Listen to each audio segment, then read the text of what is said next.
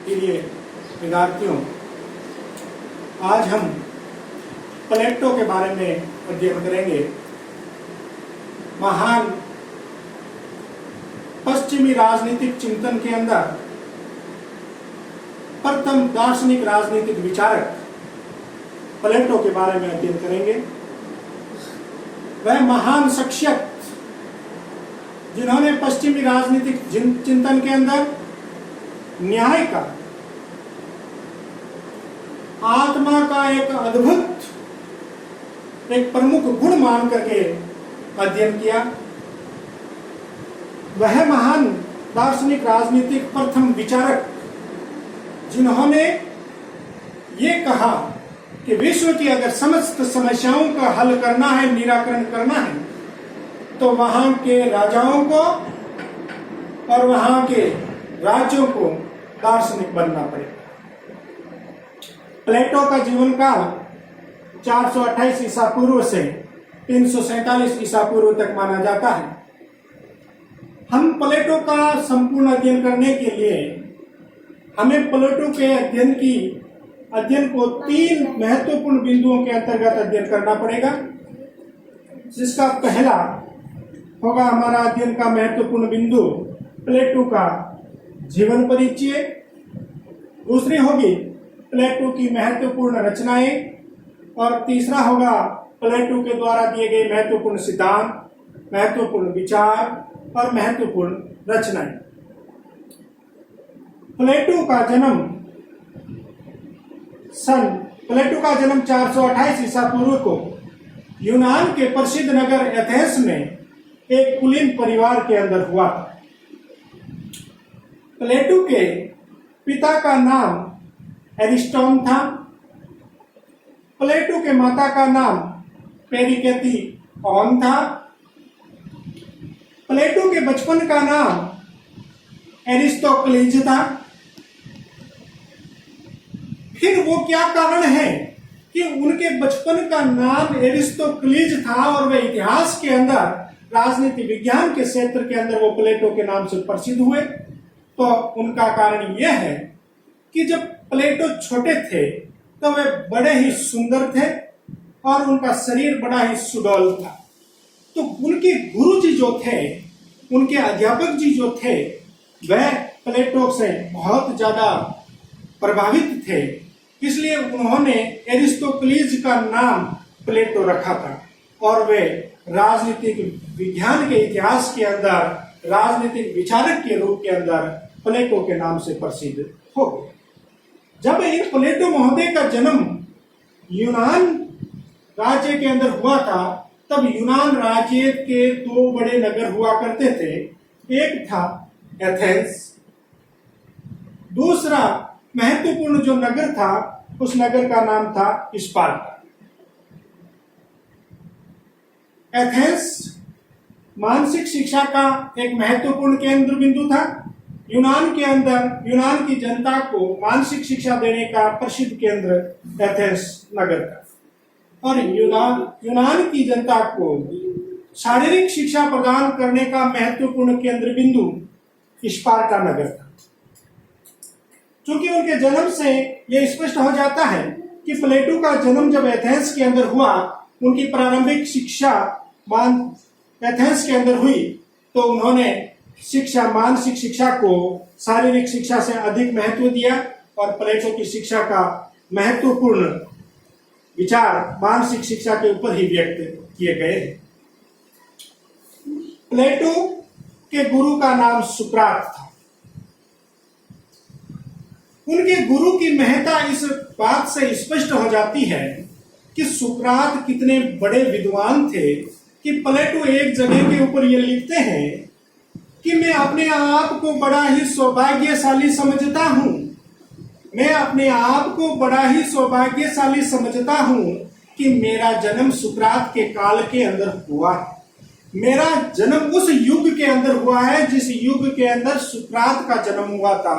इसलिए मैं अपने आप को परम सौभाग्यशाली समझता हूं। ये उनके गुरु के प्रति आस्था, ये उनके गुरु के प्रति श्रद्धा और उनके गुरु की महानता को अभिव्यक्त करने वाला कथन है। प्रिय विद्यार्थियों,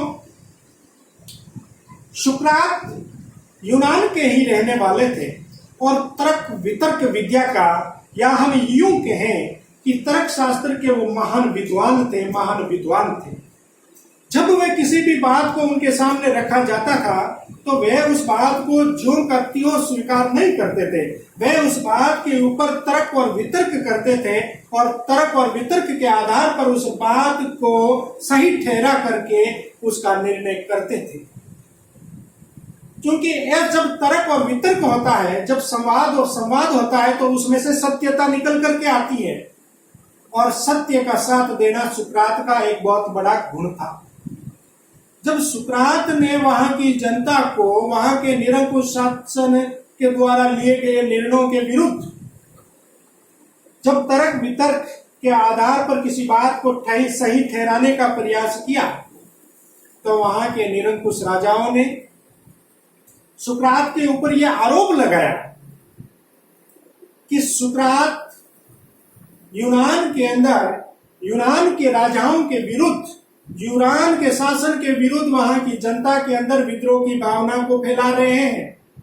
और ऐसा सुकरात के ऊपर वहां के शासकों ने राजद्रोह, देशद्रोह और जनता को विद्रोह के लिए उकसाने का आरोप लगाया। और इन सारे आरोप की वजह से सुकरात को विष पान करने के लिए बाध्य किया गया। लेकिन सुकरात ने हंसते हंसते विष पान को ग्रहण किया, और जब सुकरात ने विष पान ग्रहण कर लिया, उनका जन्म लीला समाप्त हो गई। तब प्लेटो जो थे वो बड़े ही उदास रहने लगे थे और कुछ समय के लिए अपने आप को एकाकी कर लिया। यूनान प्रांत के अंदर त्रय के नाम से जाना जाता है, क्योंकि सुकरात के गुरु, सुकरात के शिष्य बने थे प्लेटो और प्लेटो के शिष्य बने थे अरस्तु। ये तीन पाश्चात्य राजनीतिक चिंतन के इतिहास के अंदर त्रय के नाम से जाने जाते हैं। जिस प्रकार से भारतीय इतिहास के अंदर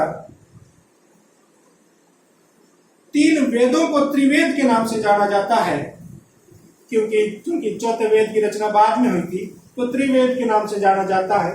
ठीक उसी प्रकार से पाश्चात्य राजनीतिक चिंतन के अंदर सुकरात, प्लेटो और अरस्तु को त्रय के नाम से जाना जाता है।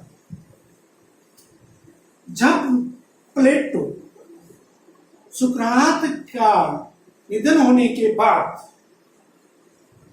वो बड़े ही हतोत्साहित हो गए थे, एकाकी जीवन व्यतीत करने लग गए थे। उस समय प्लेटो ने कुछ दूर दूर तक की यात्राएं करने का निश्चय किया, और इन्हीं यात्राओं को करते करते प्लेटो एक बार मगध के अंदर आए थे। ऐसा कहा जाता है कि प्लेटो भारत के अंदर आए थे, और भारत पर वो कहां पर आए थे, वो मगध के अंदर आए। और जब प्लेटो मगध के अंदर आते हैं, तो मगध के अंदर आकर के मगध की वर्ण व्यवस्था को देख करके बड़े ही प्रभावित होते हैं। और ये उनके मन के ऊपर ये बात प्रभाव डालती है कि जिस प्रकार से प्रत्येक वर्ण अलग अलग है, उसी प्रकार से अगर समाज के भी तीन वर्ग अलग अलग बन जाएं और तीनों ही वर्ग अपने अपने कर्तव्य का पालन करें, तो मेरा मानना है कि उस समाज के अंदर कभी भी अन्याय नहीं हो सकता। और प्लेटो का यही ज्ञान उनके न्याय सिद्धांत का महत्वपूर्ण आधार बना था कि कर्तव्य पालन ही प्रत्येक व्यक्ति का, प्रत्येक वर्ग का अगर अपने अपने कर्तव्यों का पालन किया जाता है, तो मैं समझता हूं उस समाज के अंदर न्याय की स्थापना होगी और अन्याय की कहीं पर भी जगह नहीं होगी। प्लेटो वे महान प्रथम राजनीतिक दार्शनिक थे जिन्होंने यूनान के एथेंस नगर के अंदर 386 ईसा पूर्व के अंदर एकेडमिक विश्वविद्यालय की स्थापना की थी, जो संभवतः यूरोप का प्रथम विश्वविद्यालय माना जाता है। प्लेटो ने यहां पर रह करके शिक्षण कार्य को किया और शिक्षा के ऊपर, राज्य के ऊपर नवीन से नवीन विचारों का विचार राजनीति विज्ञान को उन्होंने दिए। आज प्रिय विद्यार्थियों, आज के वीडियो के लिए इतना ही। फिर प्लेटो के अध्ययन के लिए हम मिलते हैं। इस वीडियो के भाग 2